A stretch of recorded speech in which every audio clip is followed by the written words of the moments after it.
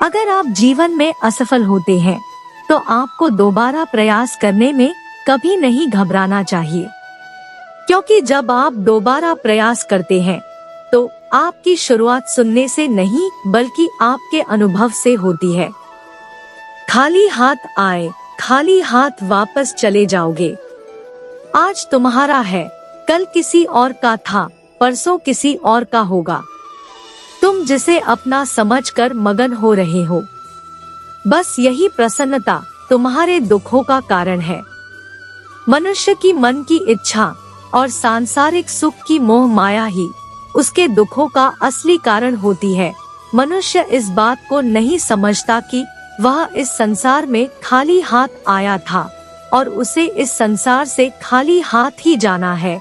इसीलिए जिस वस्तु को वह हमेशा अपना समझकर खुश होता है, वही उसके दुखों का असली कारण होता है, क्योंकि जो आज उसका है वह कल किसी और का हो जाएगा। प्यार और तकदीर कभी साथ नहीं चलते, क्योंकि जो तकदीर में होते हैं उनसे कभी प्यार नहीं होता, और जिससे हमें प्यार हो जाता है वह तकदीर में नहीं होता। प्रेम और किस्मत कभी साथ नहीं चल सकते, क्योंकि हमारे किस्मत में जो होता है उससे हमें प्रेम नहीं होता, और हम जिससे प्रेम करते हैं वो हमारी किस्मत में नहीं होता। यही प्रभु की माया है। क्रोध की अवस्था में भ्रम जन्म लेता है। भ्रम बुद्धि को नष्ट कर देती है। बुद्धि के नष्ट होते ही व्यक्ति का पतन हो जाता है। मनुष्य का क्रोध ही इस संसार में उसका सबसे बड़ा शत्रु होता है, क्योंकि जब भी मनुष्य क्रोध की अवस्था में होता है तब उसके मन में भ्रम का जन्म होता है, और हमारा भ्रम हमारी बुद्धि का नाश कर देता है, और हमारे बुद्धि का नाश होते ही हमारा भी नाश होना निश्चित होता है। मनुष्य का जीवन केवल उसके कर्मों पर चलता है। जैसा कर्म होता है वैसा उसका जीवन होता है। हमारा जीवन केवल हमारे कर्मों के बल पर ही चलता है। जैसे हमारे कर्म होंगे हमारा जीवन भी वैसा ही बनता जाता है। तुम उसके लिए शोक करते हो जो शोक करने के योग्य नहीं है। बुद्धिमान व्यक्ति ना जीवित और ना ही मृत व्यक्ति के लिए शोक करते हैं। श्री कृष्ण कहते हैं कि जो मनुष्य शोक के योग्य नहीं होता उसके बारे में शोक करके हमें कुछ प्राप्त नहीं होगा। श्रेष्ठ और बुद्धिमान मनुष्य वही होता है जो जीवित और मृत व्यक्तियों के लिए शोक नहीं करता। यदि आप किसी के साथ मित्रता नहीं कर सकते हैं तो उसके साथ शत्रुता भी नहीं करना चाहिए। अगर आप किसी के साथ मित्रता करके जीवन भर उसका साथ नहीं दे सकते तो आपको कोई हक नहीं कि आप उसके साथ शत्रुता करके उसे पीड़ा दे। जो मन को नियंत्रित नहीं करते उनके लिए वह शत्रु के समान कार्य करता है। जिस मनुष्य का मन उसके नियंत्रण में नहीं होता, ऐसे मनुष्य का मन उसके शत्रु के समान काम करता है और हमेशा उसके दुखों का कारण बनता है। जिस व्यक्ति को आपकी कर नहीं, उसके साथ खड़े रहने से अच्छा है आप अकेले रहें।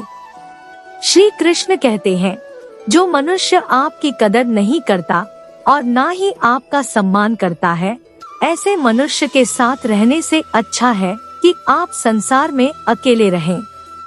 जिस व्यक्ति के पास संतुष्टि नहीं है, उसे कितना भी मिल जाए वह असंतुष्ट ही रहेगा।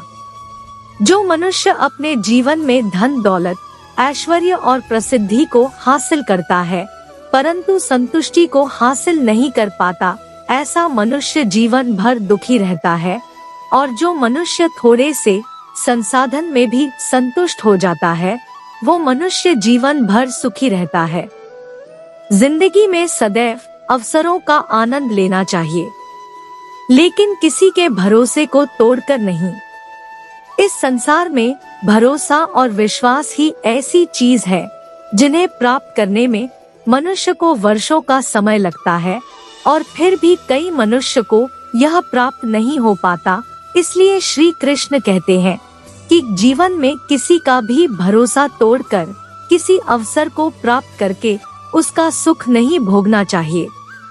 जो हुआ वह अच्छा हुआ, जो हो रहा है वह अच्छा हो रहा है, जो होगा वह भी अच्छा ही होगा।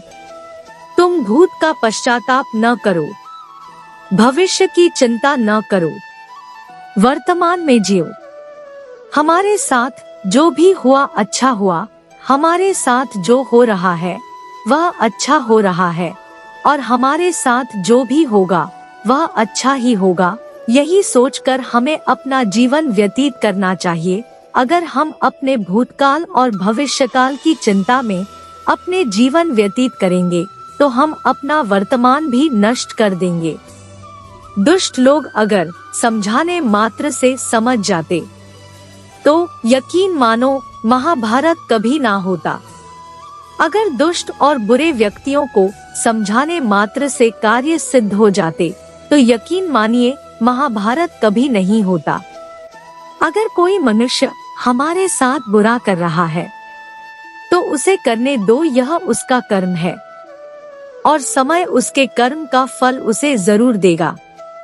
लेकिन हमें कभी भी किसी के साथ बुरा नहीं करना चाहिए, क्योंकि यही हमारा धर्म है।